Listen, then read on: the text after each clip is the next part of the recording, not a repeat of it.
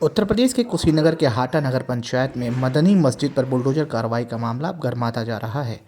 बीते दिनों सपा का 18 सदस्यों का डेलीगेशन खुद वहां पहुंचा और उन्होंने पीड़ित पक्ष से मुलाकात की।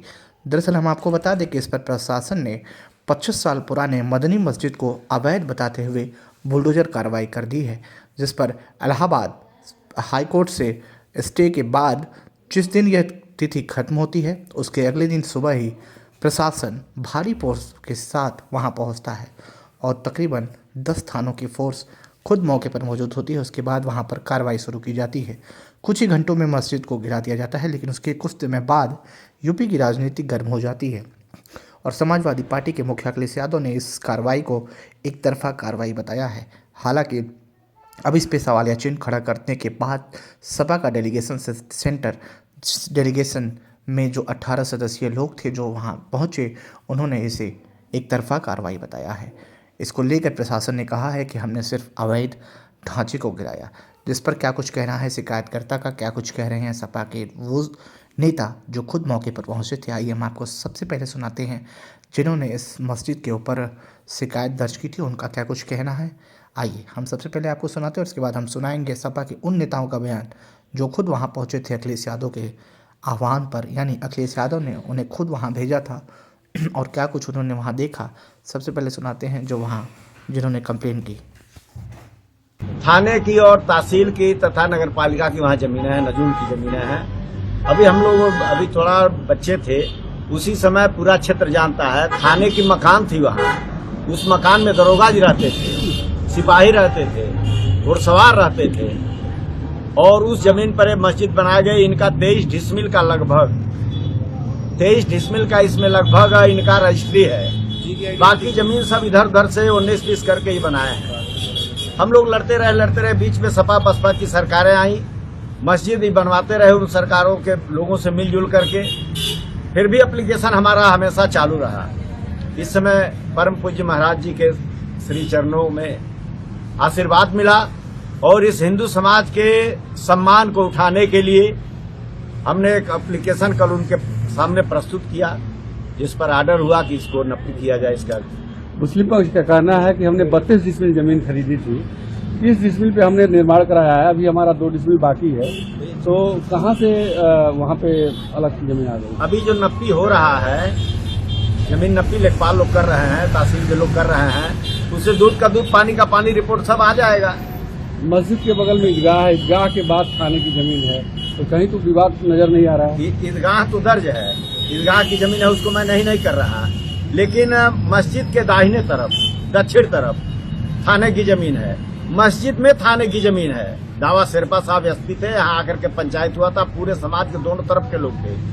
4 दीवारी चलाई गई थी, 4 दीवारी इन्हीं लोगों द्वारा तोड़ करके उसके बाद कटरन सीट डाल दिया गया। फिर उसके बाद अभी इस बीच में 6 महीना पहले एक और कटरन सीट डाल दिया गया। ये सब क्या दर्शाता है? धीरे धीरे जमीन कब्जा करना सरकार। कितने सालों से शिकायत कर रहे हैं आप इसकी? 93-94 से हम शिकायत कर रहे हैं। क्या रिएक्शन था प्रशासन? नफी होता था, हर एप्लीकेशन पर नफी होता था। नफी होने के बाद जब शासन प्रशासन चली जाती थी तो ये लोग कहीं टीन सेट डाल लेते थे, अपना सामान रखते थे, आते थे जाते थे, रास्ता था। हृदय से इस बात के लिए स्वागत कर रहा हूँ कि यहाँ ने प्रशासन ने जो दंगा फैलाने का साजिश किया था, उस साजिश को इन्होंने शांति से का परिचय दे करके दंगे को जो है नाकाम कर दिया। सरकार द्वारा जो साजिश थी दंगे कराने की, उसको इन लोगों ने नाकाम कर दिया। इतना शांति का परिचय दिया, इसलिए हम यहाँ के सभी अल्पसंख्यक भाइयों का मैं स्वागत करता हूँ, हृदय से स्वागत करता हूँ कि आप लोगों ने जो है पूरी शांति का परिचय दिया। दूसरी चीज है कि जब ये मस्जिद की जमीन बैनामा की जमीन है और बैनामा होने के बाद इसका वो सीमांकन हुआ और सीमांकन होने के बाद इसका कंस्ट्रक्शन हुआ, तो जब सीमांकन उस समय के अधिकारियों ने किया तो वह अधिकारी गलत सीमांकन किए नहीं होंगे। यह जो है जमीन का बैनामा जो है 29 डिसमिल का है और 28 डिसमिल में जो है मस्जिद का निर्माण हुआ है और ये प्रशासन कह रहा है कि नहीं, ये जो है आबादी की जमीन में, आबादी वर्ग 6 की जमीन में बना हुआ है। तो आबादी वर्ग 6 की जमीन का मालिकाना हक उसी को होता है जो उस पर आबाद होता है, उसी को आबादी 6 की जमीन का मालिकाना हक होता है।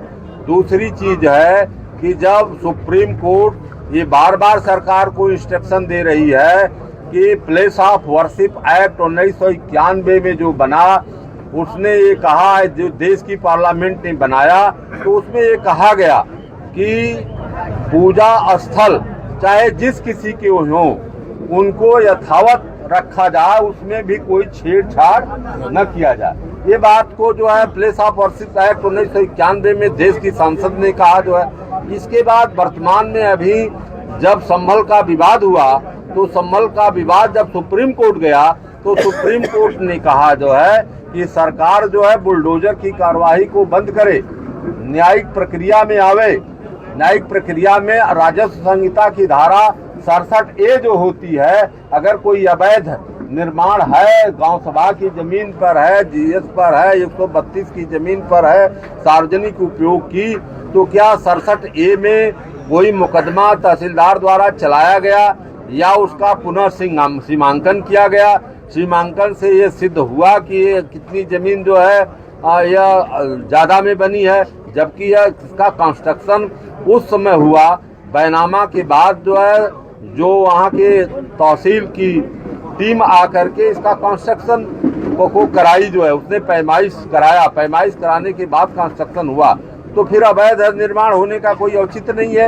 ईओ यहीं बैठा हुआ है सामने जो है, तहसील भी बगल में ही है, तहसील भी बगल में है, ईओ बगल में है। तो ईओ की जिम्मेदारी थी कि अगर एक आध कड़ी अगर कहीं बंद भी रहा हो तो उसको तुरंत रोक करके, उसको जब नींव खदी जा रही थी तो उसको देखा।